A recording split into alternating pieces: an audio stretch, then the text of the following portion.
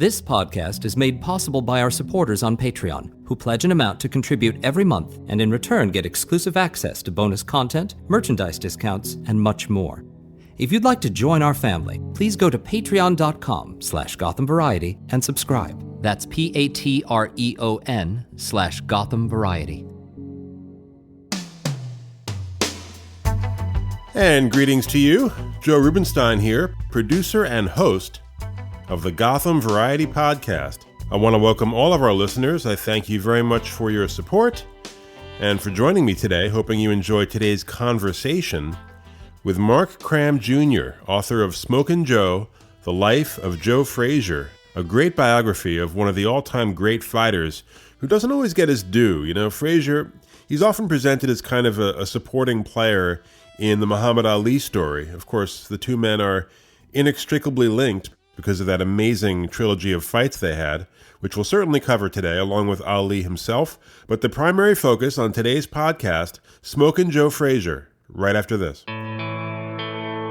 You can follow us on Twitter @Gotham Variety, like us on Facebook, subscribe to our show on Apple Podcasts or Stitcher.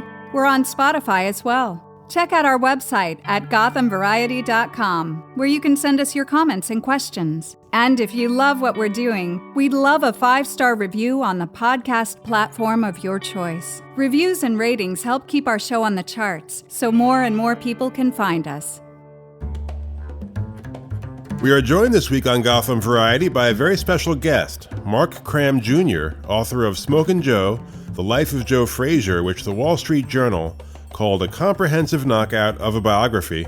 Formerly a senior writer for the Philadelphia Daily News, Mark's work has appeared multiple times in the Best American Sports Writing compilations, and he's the son of the late Mark Kram, one of Sports Illustrated's very best writers in the 60s and 70s, kind of the golden age of both that magazine and heavyweight boxing.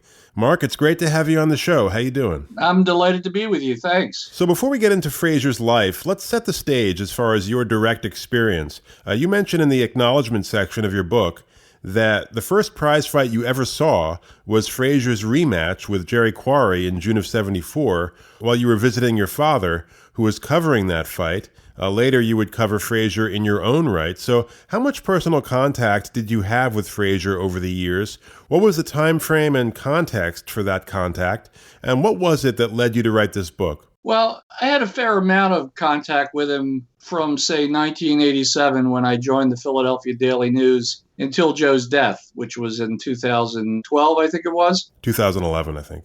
2011, right. So I was with him sort of the latter stage of his life. It's true that when I was a kid in high school, Dad brought me to New York as kind of an end of school year holiday to take in the fights and do all the New York spots. So it was quite an exciting experience for me. You know, Joe Louis was the referee, and Madison Square Garden and the electricity that was in the garden that night, you know, for a big heavyweight fight. That was always a special time. So it's funny how, you know, things work out in the end. I had never really dreamed of doing a biography of Joe Frazier, but I left the Daily News in 2013 and went into book writing. And it occurred to me one day that Joe had not been given full attention in a book. And I thought, well, if I don't do it now, or if someone doesn't do it now, in 10 years from now, the trail will have gone cold and everyone that knew it would have been gone, basically. So I took it on, and it was quite a rewarding piece of work. And I assume while writing this that you were able to make use of your father's notes on Frazier, as well as your, personal recollections of things he may have told you, since he had so much contact with Frazier and Ali and all these guys in their primes. Well, Dad didn't leave behind a very legible notes, as it were. He had rather confused handwriting, but we had talked over the years many times, of course, about the fighters that he covered during his career at Sports Illustrated. Dad and I were very close, but much of the book comes from my own legwork. I was able to establish a relationship with a woman who was the more or less Joe's lover for 40 years. And she really opened up her heart to me and told me stories that really had not appeared anywhere. Not everyone was still alive that was around Joe during his career, but many of the key people were. So I was able to do interviews with them. It's interesting to note, Joe, that from the day I started my reporting until the day I ended it, 6 people I had interviewed during that 2-year period passed away before the book was published. So does that include Muhammad Ali, or did you not have a chance to talk to him? No, Muhammad was not in any shape to talk by the time. He had passed away, 2015? I think 16. 16, right. So I was just getting underway. I see. So no, I didn't have a chance to speak with him, but he was on the record in so many interesting ways through the years that one of the things about this book was so delightful was that I was able to go back and read the writers from the 60s and 70s, and they left behind a rich treasure trove of material. And it got me to thinking that in 20 years from now or 30 years from now, any athlete who's prominent today, the writer at that time who takes on their autobiography really won't have that kind of treasure trove that I had to draw on. Sports pages aren't what they used to be. So let's go back to the beginning. When Joe Frazier was born in Beaufort County, South Carolina in January of 44, it was the poorest county and the poorest state in America. His parents worked at a variety of very low-paying jobs in order to feed their many children. I think they had 11. Talk about the unique culture of that community where Frazier grew up, and how that upbringing, which was substantially more difficult economically than that of his eventual rival, Muhammad Ali, how that may have shaped him. The Jim Crow laws were in full force during Joe's childhood. And he grew up basically under that cloud. His mother picked vegetables for a commercial farmer from sun up to sundown in the hot sun. His father was a handyman come bootlegger. He was a man who kind of a Mr. Fix-It around town. If you had a problem with the law or what have you, he could sort of finagle a way to get you out of town. He used to bring Joe along when Joe was a boy to the still where he made his corn liquor. And they would often do it in, on foggy mornings down in the Low Country, and so that the police wouldn't be able to spot the smoke coming off the still. And Joe grew up fast. By the time he was 16, 17, he had already fathered a few children. But he didn't see that there was any future in the South. No one really did. If you were black at that time, you really had no future in Beaufort. So like many kids he grew up with, he took the Greyhound north and went to New York to live with some family members for a while. But the Low Country down in Beaufort, was all full of witchcraft and secret potions, and they call it root. So he grew up in a real interesting part of the country. But I guess what I want to say is he was a guy who became good with his hands. He was a very poor student, but he kind of learned with his hands, fixing cars and what have you, and also duking out Marines and everybody else that crossed his path. He was a tough kid. And a big event down in Beaufort, which you point out, was a visit from the Brown Bomber, Joe Louis, in March of 1950 as part of an exhibition tour through the South. And even though Frazier was only 6, that left an impression, as did the telecasts of boxing matches from New York that he watched with his father after his father managed to hook up their house to the electrical grid in the early 50s and acquire a television. So was professional boxing something that Frazier considered growing up? What was his attitude toward fighting, organized boxing and otherwise, in those early years? Well, I feel that seeing Louis at such a young age switched a light on inside of Joe. He'd take a burlap sack and fill it with corn cobs and bricks and sawdust and hang it from a tree. And he used it as kind of a heavy bag, and he would work on it. And, everybody sort of laughed at him. And he said, look, I'll be a champion one day. So he had that fixed in his mind that he could be a champion. So I think by sort of taking in that exhibition with Joe Louis, it got something going inside of him, kind of a dream, or it quickened him to the possibilities that sports might have. And as you said, he ends up taking that Greyhound north, first to New York, then ends up in Philly, working in a slaughterhouse by day, training at night with Yancey Durham, who went by Yank, very charismatic former amateur boxer, and then a fixture at the 23rd Police Athletic League gym. And Durham would become almost a surrogate father to Frazier. Talk about the relationship between those two men and those early years of Frazier's development as a boxer. Well, it was an interesting thing. He had gone from, as you say, he had taken the bus to New York to live with family members, and but he was at loose ends. You know, he had another friend from South Carolina. They were stealing cars and sort of selling them to junk yards and what have you for $50 a pop. He didn't get arrested, from what I can gather, but his family was worried about him. He was getting in trouble, or he had the possibility of ending up in trouble. So they sent him down to Philadelphia to live with Joe's sister, Maisie. Maisie sat him down and said, "Look, if you get in trouble down here, I don't know, there's nothing I can do for you. Why don't you go over to the police athletic league, get to know the cops, and, you know, maybe they can guide you in some way." And Joe, of course, he wanted to do good. And he said he would do it. You know, he was about 30 or 35 pounds overweight at the time. He couldn't fit in any of his clothes. He had kind of a poor diet. But once he got over to the police athletic league, he started hitting the heavy bag, and he had this natural left hook. And the sound, the people that were there at the time, one of the trainers, I interviewed him, who happened to be there that day, just said when he hit that bag, it was like a sound that you could hear across the street. It was like a natural gift that Joe had. And he worked at it. Yancey Durham took him under his wing, and they become as thick as thieves, really. They were as closer than father and son in many ways. Yeah. And, you know, Yank, and he later with Eddie Futch, he brought aboard Eddie Futch. They managed Joe beautifully. That was one of Joe's great advantages, that he was handled expertly by those two men. And after winning the gold medal at the 64 Olympics in Tokyo, Frazier's professional debut comes in August of 65, and he begins just destroying everyone in sight. It would be well over a year before an opponent would go the distance with him. That would be Oscar Bonavina, who lost a split decision to Frazier in September of 66. And, you know, looking back at those early fights, all his fights actually, you do see parallels to Rocky Marciano, both undersized for their weight class.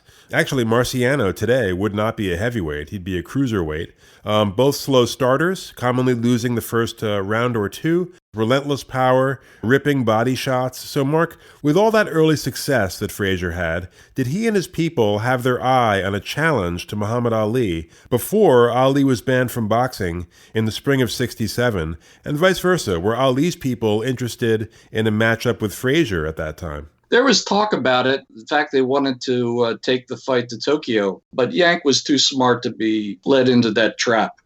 He knew Joe wasn't ready for Ali at that point. He was going to fight Ali when he was ready to fight Ali, and he was not ready to fight Ali in 67. In fact, had Joe fought Ali in 67, it's my contention that, you know, we would have been deprived of that great trilogy, because I think Ali would have handled him quite handily. Yeah, I agree. So it's to our fortune as sports fans that Joe had that 3-year period to sort of put his game together a little bit better, you know? And by the time he stepped into the ring in March of 1971 against Ali, he was a full package, and he was not to be denied that night. No one was going to beat him that night. And before we get to that, let's talk about those 3 years when Ali was out of the picture. So the World Boxing Association, after Ali was banned, held an elimination tournament with 8 contenders to fight for the newly vacant heavyweight championship. That's a tournament that Frazier and his people elected not to enter. What was the thinking behind that, and how did that all play out? Well, Joe was already highly ranked. You know, he was already 1 or 2, and it was his logic. Why should he fight somebody that was number 6? His thinking was, or Yank's thinking was, let the other fellows sort of work it out, and he would fight the winner.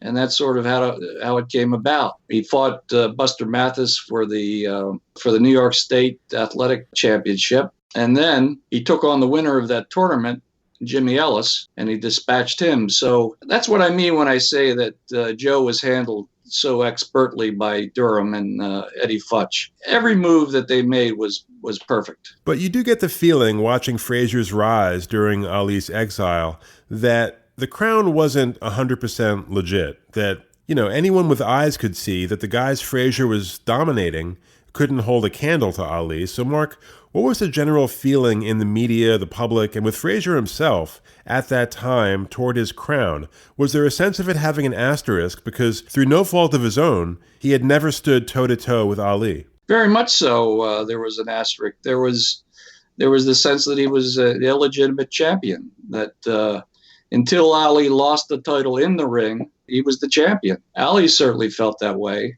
Joe felt, well, Ali can't fight. Joe thought of himself as the champion.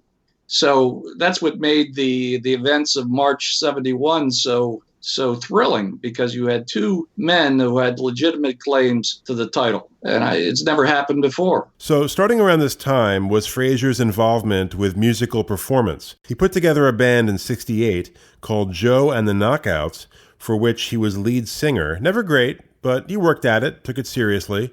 And they actually played for a crowd of 90,000 in September of 68 in Philly. Now, if you had to pick a date where Joe started to sour on Ali, it would be 2 days after that performance at a charity telethon where the two men had a confrontation. They had another one on the Mike Douglas show in 69, and then Frazier actually drove to Ali's house to confront him and his bodyguards. So talk about the escalation of Frazier's hostility toward Ali during Ali's exile and some of these incidents that unfolded. Well, it's an interesting thing. Ali, when he was during his exile from the ring, he moved, of all places, to Philadelphia, right into Joe's backyard. The incident that you referred to after the telethon was told to me by two people who were actually there at the time. Joe was unloading the trunk of his car. They were going inside the Academy of Music to play a gig, Joe and the Knockouts. And as he was unloading his trunk, he hears in the distance, "Joe Frazier, Joe Frazier, Joe Frazier."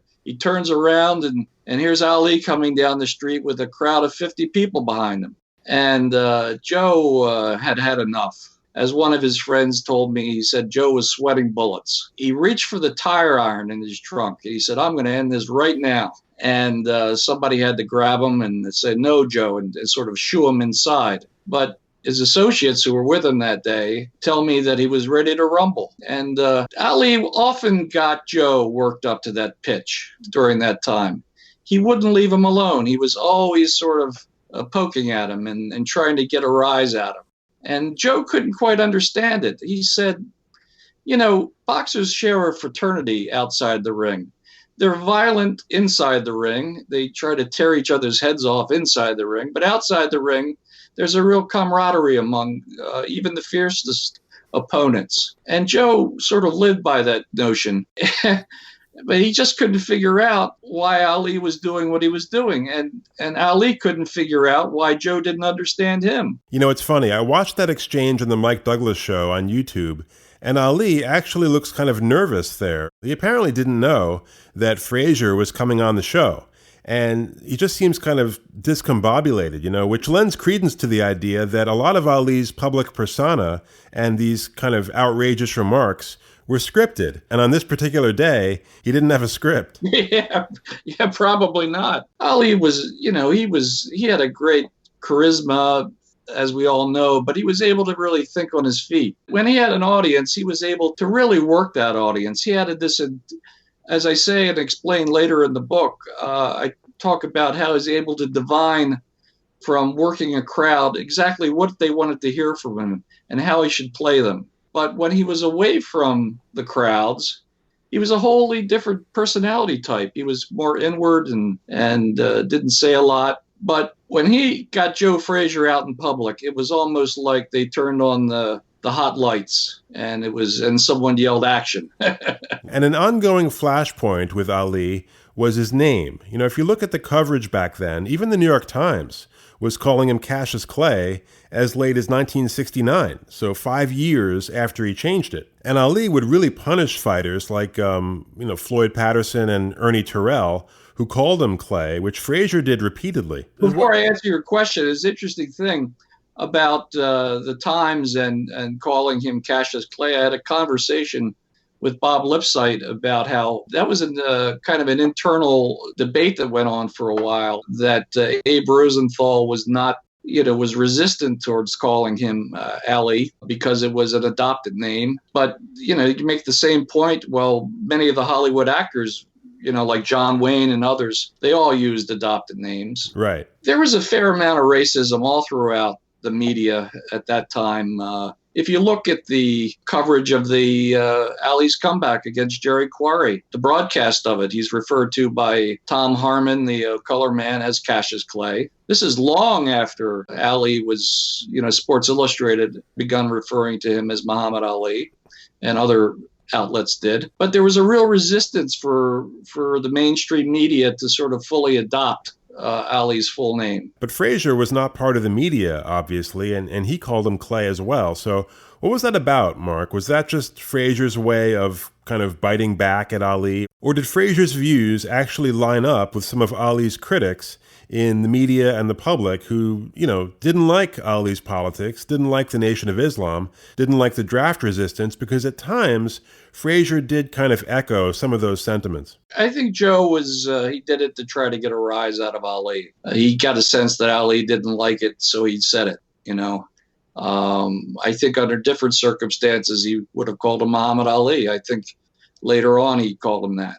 I don't think Joe saw it as anything more than stagecraft on his part. But you do get the sense, reading your book, that Frazier was at least to some degree drawn to some of the more conservative law and order politicians of the day. He formed a close relationship with Frank Rizzo, for example, a controversial mayor of Philadelphia, previously police commissioner during a period of intense racial strife.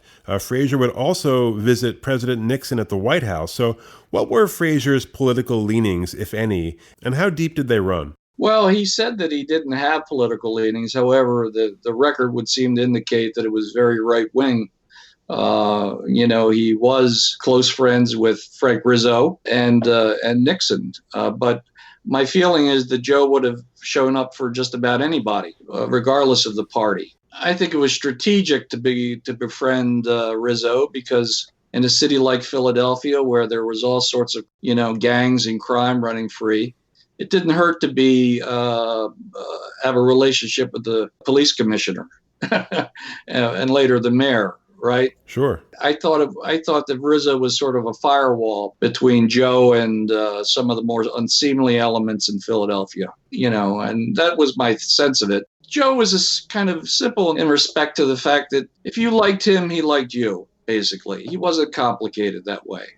You did him a favor, he'd do you a favor, that kind of thing. He wasn't making any grand political statements by going to the White House and seeing Nixon or Rizzo. Now, it was taken as such by people. He sort of unwittingly became a foil for Ali that way. But I don't think he intentionally had that in mind. So that first fight with Ali at the Garden in March of 71, as you said, both undefeated, both legitimate champions. And looking at that fight again a few days ago, I think Ali probably could have used a couple more warm-up fights. He'd only had 2 since his return, and although he fought brilliantly against Frazier in long spurts that night, especially early, he did seem to get winded. He spent about 60% of the fight on the ropes, knocked down in the 15th and lost that decision, but it was Frazier who seemed to suffer more physical damage, at least in the immediate aftermath, to the point that his life may have been in jeopardy.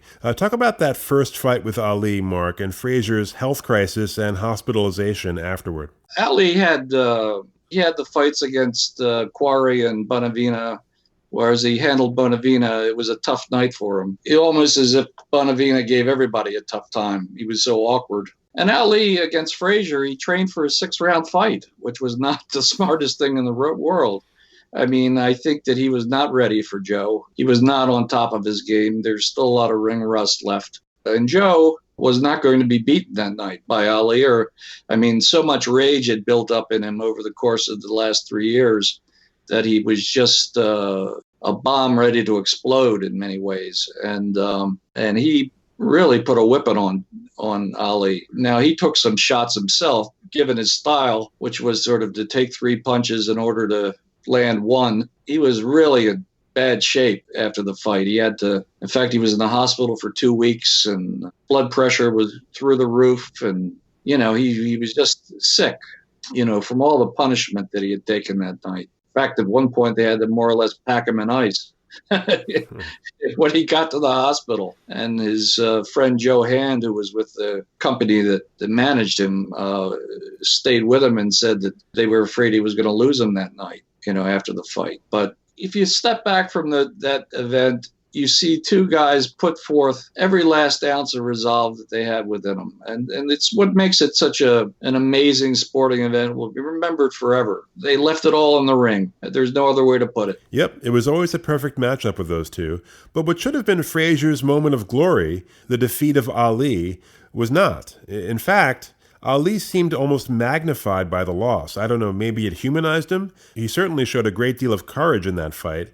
And Frazier afterwards seemed to enter a kind of downward trajectory, only fighting twice in 72, and then his brutal dethronement at the hands of George Foreman in January of 73. Talk about the period leading into that loss in Jamaica. Did Frazier take Foreman seriously as a challenger? And how was Foreman able to pick him apart with such ease? I mean, Foreman later said that he was intimidated by Frazier, but looking at that fight again, I don't believe it. He doesn't look remotely intimidated, and I think there were 6 knockdowns before they finally stopped it in the second round. Right, but I think you have to back up to, when he left the ring after that first fight, he was at the peak, right? Frazier. Yeah, and, Eddie Futch was very cognizant of the fact that Joe wasn't going to have a long career. Eddie had always said, with a fighter like Joe's size, you have to watch them very carefully for slippage, right? So he went on a holiday after the first fight, after the Ali fight. He went to Europe with the knockouts and played all these different venues, and it wasn't a very successful tour, but he became very distracted, right? And Yank Durham and Futch, they were careful. They didn't want to overmatch Joe. They didn't want him to fight more than twice a year. They didn't want to expose him. They felt like he could, there was a return match with Ali somewhere down the road. In fact, Yank Durham wanted him to fight Ali. He didn't want him to fight Foreman, but Joe wanted to do it. Why was he opposed to it? Well, because he thought it was a bad matchup in styles, and it was. I mean, Joe was a short guy, and Foreman was a monster. Even though he was the perfect opponent for someone like Ali, Foreman would punch down on Joe. He caught him early on and hurt him, and that was the end of it, Yep. And Joe he did not take the fight as seriously as he should have. He was out partying. He had his whole family into Jamaica for a kind of like a family reunion. They were all sitting out by the pool and barbecuing, and he was out singing with the knockouts. Eddie Futch had to drag him out of the clubs. And Arthur McCanny talks about it, the referee. Arthur McCanny talks about it in his book, how Joe was out of it. Kenny Norton, the heavyweight, was Joe's sparring partner, and Norton was making Joe look so bad in the sparring sessions that Eddie had to take Kenny out of the rotation just so Joe wouldn't get demoralized.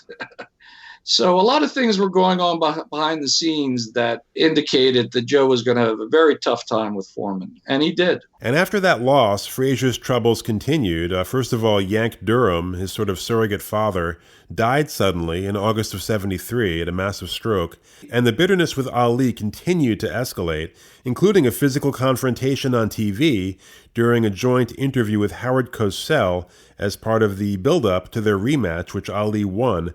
You started to have public questions about Joe's health, about his drive. There was the worsening vision, which he kept a secret.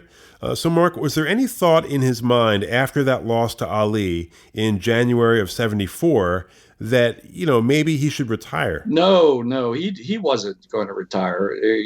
Joe felt that the second fight with Ali was it was the lesser of the 3 fights. The referee had allowed them to clinch like 138 times. It was a strategic win for Ali, and Joe could never really get going that night. But it was not the kind of loss that would get Joe thinking of hanging it up. There's a line of thought that by having that fight in the television studio during Cosell's interview, that Joe left his fight basically there.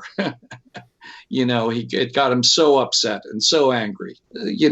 For a fighter to be effective, they have to have this controlled rage, and for it to spill over like that was not a good sign. And in the fall of that year, 74, Ali knocks out Foreman in Zaire, so the stage is set for the rubber match with Frazier. And here's where the discord between Frazier and Ali got truly ugly, for which Ali, I think, was almost entirely responsible. In the build-up to that fight, his rhetoric crossed the line, batting around a toy gorilla, comparing it to Frazier, calling Frazier stupid, ignorant. There was a prank in Manila where he pointed an unloaded gun at Frazier that could have easily gone bad. Talk about the nastiness and bad feelings leading into that fight in Manila, which the media kind of laughed about by and large. Think about, Joe, how that would play today. It would not go over at all today. But back then, it was considered amusing, right? Although Joe didn't find it amusing. Joe was actually furious with Ali. But I thought it was interesting. If you read in the book, there was a scene that took place at Ali's camp where he's, oftentimes he'd have 100 or so people come in and sit while he was training. Mostly people from the Deer Lake area who would drive in and sort of sit and watch him train. And then afterwards, Joe or Ali would come out and speak to them and talk to them. So on this particular day, Ali comes out and he's got a towel around his shoulder or whatever, and he's sort of talking in kind of generic terms about how he's the greatest and the champion. And the crowd's just sort of sitting there on their hands. They're just sort of, he hasn't gotten them going yet. And now Ali's starting to poke around. He can see that the crowd's not into it. And then he starts talking about how ugly Joe is. And as soon as he says that, the crowd absolutely comes alive. And it's a really interesting scene, I think, because it shows you how hungry fans were for red meat. And Ali threw it at them. He called him a gorilla. He said he should be a poster boy for the National Wildlife Federation. He said that he's too ignorant to be champion, that he's a freak. And he just went on and on. And as Ali heightened his rhetoric, the crowd even became more frenzied. But you could really see how he was using Joe to win this sort of applause and approval. That was his playbook, right? He went back to it again and again and again until reporters like my father became bored by it. I mean, my dad spent so much time around Ali and found that if you saw it for the first time, maybe it was something that you'd find really kind of fascinating and interesting. But if you saw it for the 50th time, it got to be very, very stale. Well, not only stale, but, there's an element of narcissism to it where it doesn't seem to me that Ali considered the impact of what he was saying. Oh, no. And he deceived himself to thinking he was selling seats. He was whipping up interest in the fight. And Joe said, we don't have to do this. This is ridiculous. This fight's going to sell out anyway. But Ali had this kind of global sense that he wanted to make it as big as it possibly could be. And he was employing Joe in that way to put everybody on the edge of their seats. And that fight in Manila, man, to me, that's the greatest boxing match ever. It's a fight that Ali would later liken to death. I think you say in the book the temperature in the ring under the lights was 114 degrees. And Ali dominated the early rounds. It was very one-sided at the beginning. It almost seemed like maybe it was going to be a short night, until Frazier came on very strong in rounds 6 through 10, at which point 2 of the 3 scorecards were even, but the last 4 rounds were something else entirely. What happened in those later rounds in Manila, Mark, that caused Frazier's trainer, Eddie Futch, to stop the fight, which was a heroic act, in my opinion? Well, and I agree. The last third of that fight, Ali truly proved his manhood that night. I mean, in those rounds, I mean, he was about ready to go himself at the end of the 10th. And somehow he pulled it together and he started catching Joe. And Joe was, one eye was closing up from damage and the other eye he was blind in, more or less. His vision was very, very poor. In fact, I was talking with his ophthalmologist. His ophthalmologist was sitting across the other side of the world in Philadelphia and saying, he was looking at how Joe's face had been battered, and he was saying, he was the only one that knew that Joe couldn't see the punches coming at him.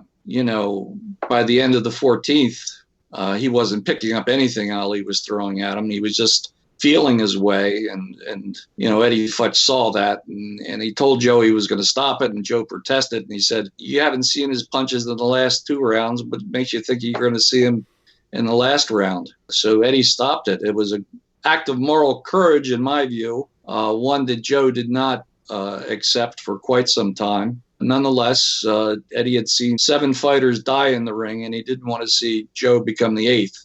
In fact, before Yank died, he had told Eddie, "Take care of my boy."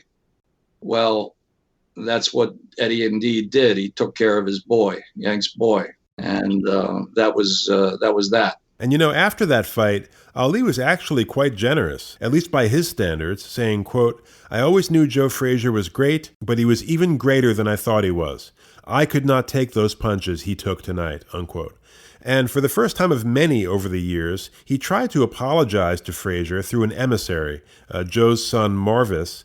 This was not accepted by Frazier. Talk about the evolution of Frazier's attitude toward Ali's apparent repentance, an attitude that seemed to congeal into a kind of corrosive bitterness on Frazier's part, especially around the time of the '96 Olympics where Ali lit the torch in Atlanta. It's my view that Joe's feelings about Ali waxed and waned all those years. One moment he was ready to hit him with a ring post. The next moment he had more of a charitable view about Ali.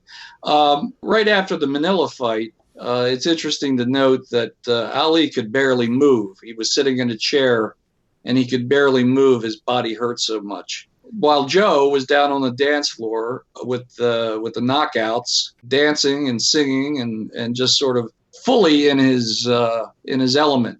His post career was full of ups and downs, and as he was sort of struggling to find his way in life, Ali was just being exalted as this almost mythic figure.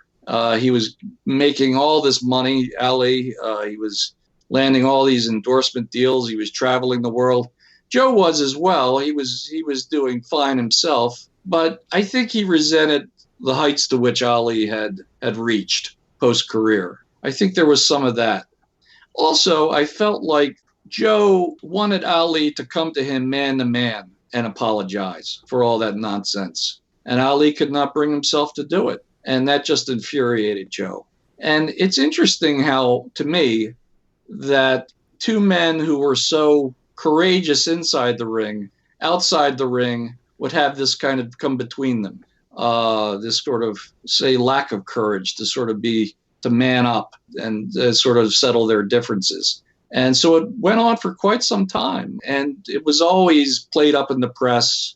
And Joe said some terribly unfortunate things about Ali. It all wasn't one way, I mean, it wasn't, even as Ali was trying to hand an olive branch out, Joe was saying things like at the '96 Olympics in Atlanta, how he would push Ali into the flame if he could. And if we were twins in our mama's belly, he would reach over and strangle him.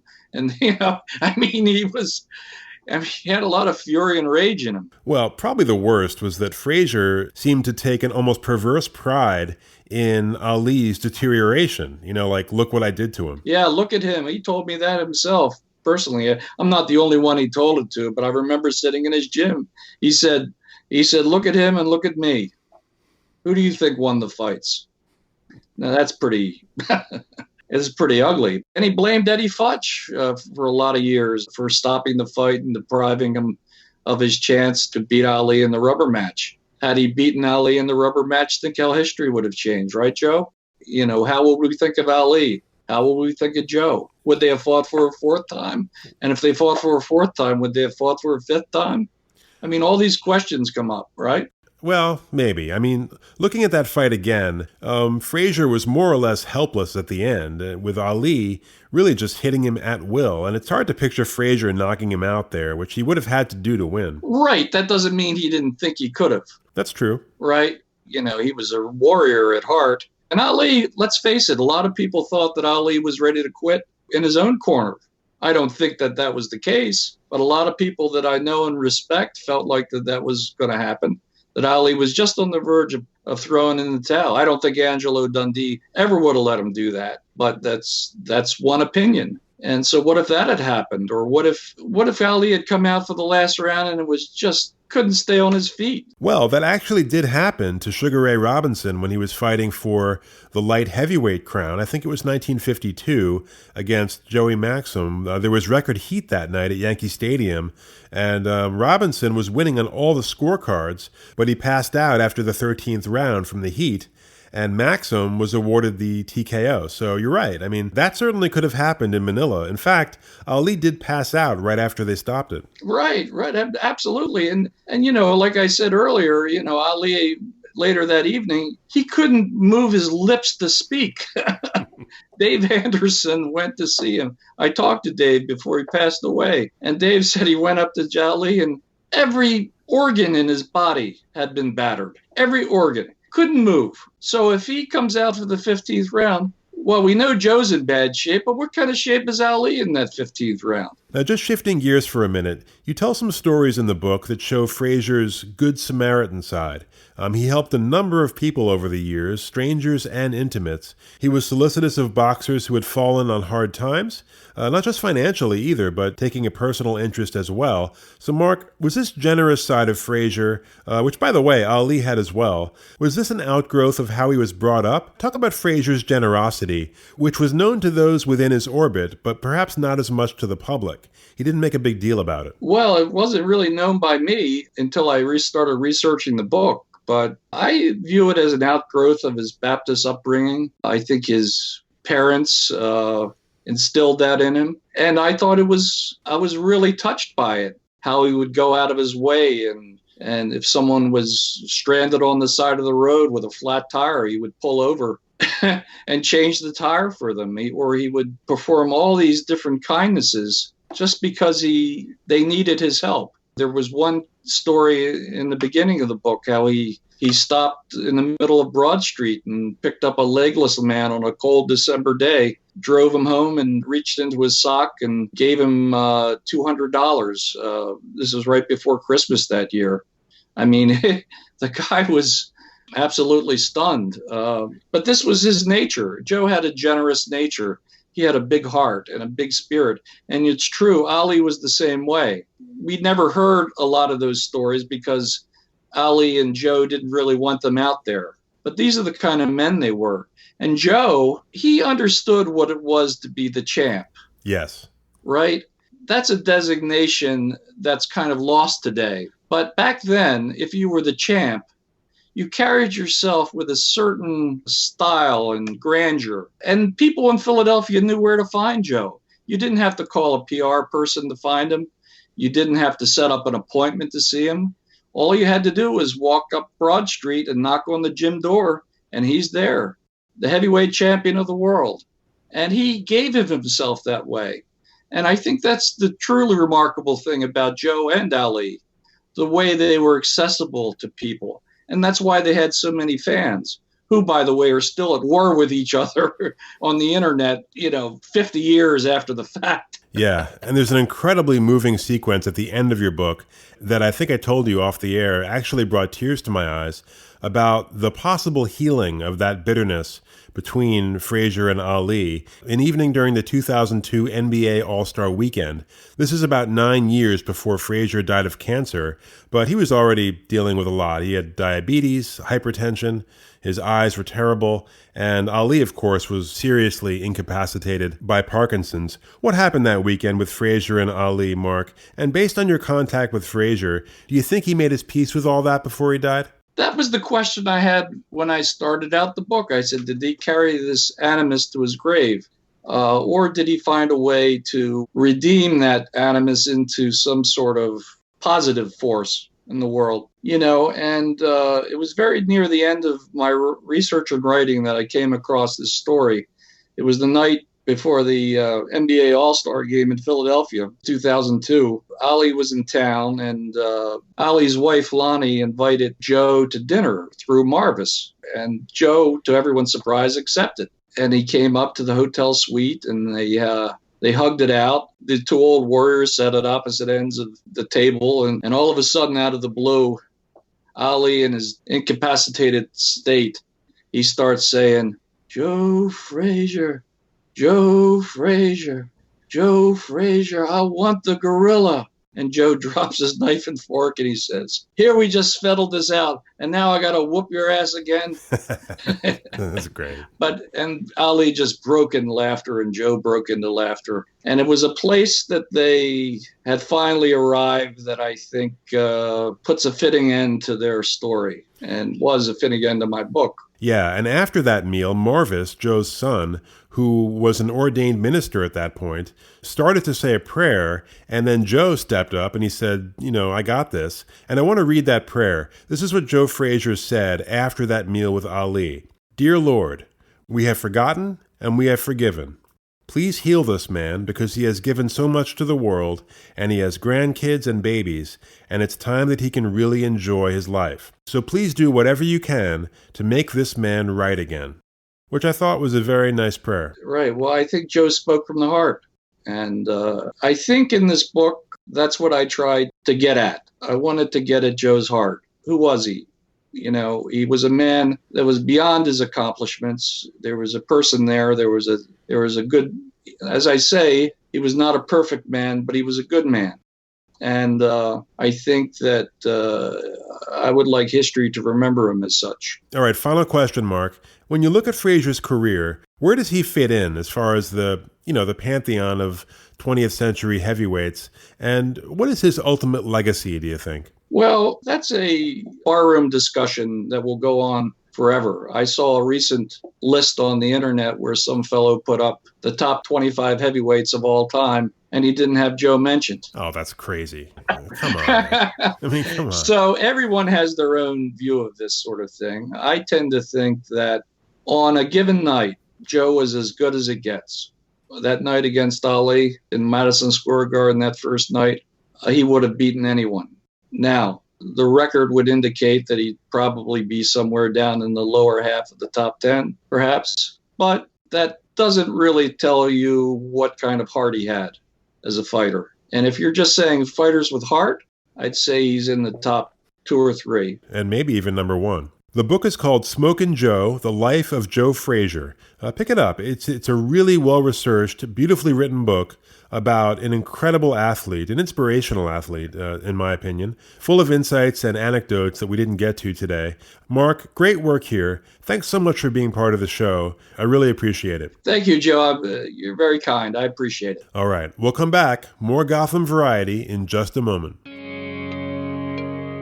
Your feedback is important to us on Twitter @Gotham Variety, on our Facebook page, or you can email the program, joe@gothamvariety.com. Really, however you'd like to engage with us, we love engaging with you. And if you'd like to join our family and get exclusive access to bonus content, please go to patreon.com/GothamVariety and subscribe. And that'll do it for this week's episode of Gotham Variety. Don't forget to check us out and subscribe on Apple, Stitcher, or Spotify so you don't miss a single episode. Thanks so much for joining us. Take care. If you're locked down, as I am, try not to lose your mind, as I am. And we'll see you soon.